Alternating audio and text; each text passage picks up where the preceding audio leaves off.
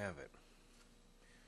And I can even stick in a third one, give it a little more stability. Put it across two if I like. And there you go. That gives it a lot of stability. And because I put so many of these things in here, it's quite adjustable. And now as far as this thing going on there, as you can see, all the rubber bands, if you look real close, it's not going to get pinched by anything, so that's good. Stick this on there, and you can see there's a big enough gap all the way around on the inside to where it's not pinching the rubber bands either. You can see it through the side there too. But I don't want to leave these on here right now, so and they're easy to take off too. And of course, because here we go, because this sticks up, rubber bands are not gonna pop off. Thought it was a rather ingenious idea myself. Okay, so set these rubber bands aside.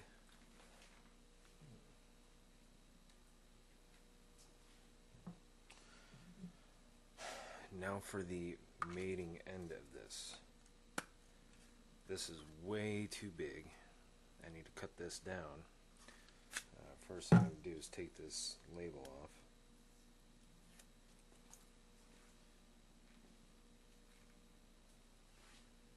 Now, to give you an idea of what I'm doing with this, in case you haven't quite seen that part yet, I only want to leave enough room so that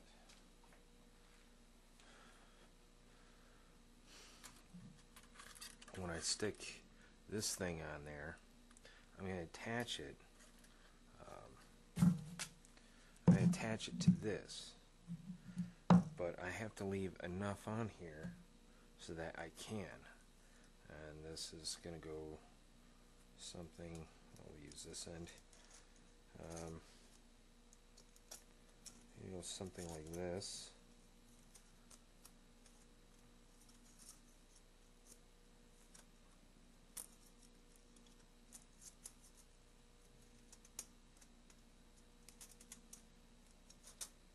Something like this. And then this is going to slip into this here and mate.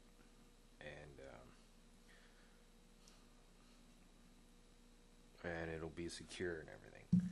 But I don't need this much to do it. I only need about half of it. Actually, a little bit more than half. I cut about, let me get this on here real good.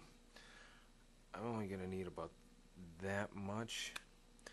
The thing is, yes, you want this to be stable on here, and I'm going to attach it with screws, but at the same time, you want this to be stable to the point to where it's not going to close in at the end by accident, and it's going to have something to be secure to, but it's not going to cause a huge problem. So, check again.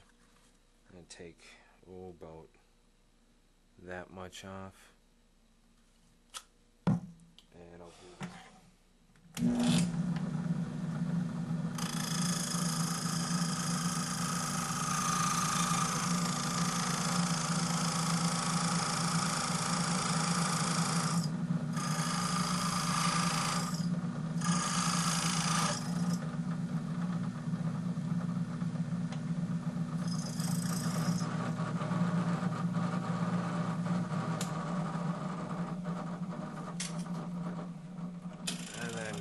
it off with the knife.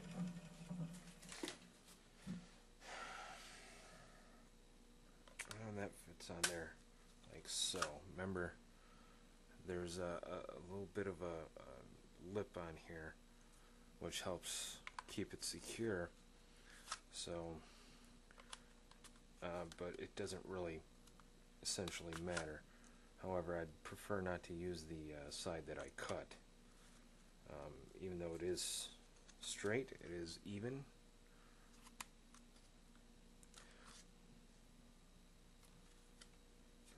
Which is why I didn't use a hacksaw. Using this method, it's a lot easier, and you can get a consistent width all the way around. Now for the other end. Set that piece aside. Now, this end is also going to have rubber bands around it.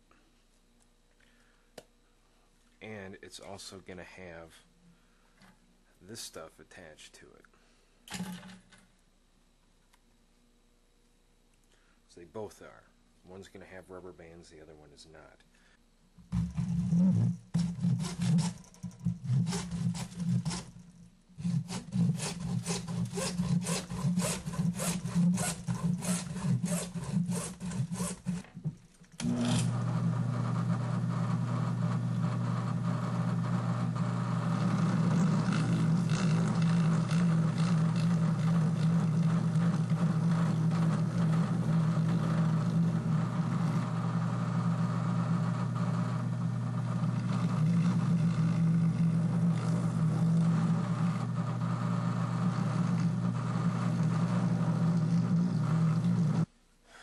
So I actually did both sides, you know, oh well. Gives me a little more flexibility, I guess. Plus it takes some of the weight off. Oh, this side. Now this side I'm going to be putting rubber bands on as well. I'm going to have it kind of towards the back. Kind of towards the back here, but I do want to take some of this off, but just not a whole lot. Just maybe out to here, then that'll give me about that much for the rubber bands, which is fine.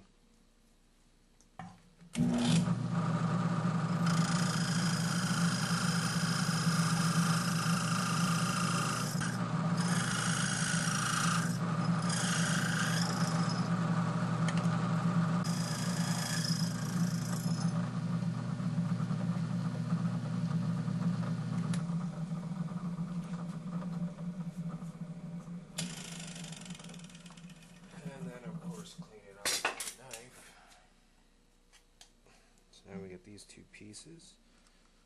This is the back, and this is the front. You notice this sticks out a little bit more than this does, right? But I need to stick rubber bands on here, so I'm gonna try to do this very, very carefully.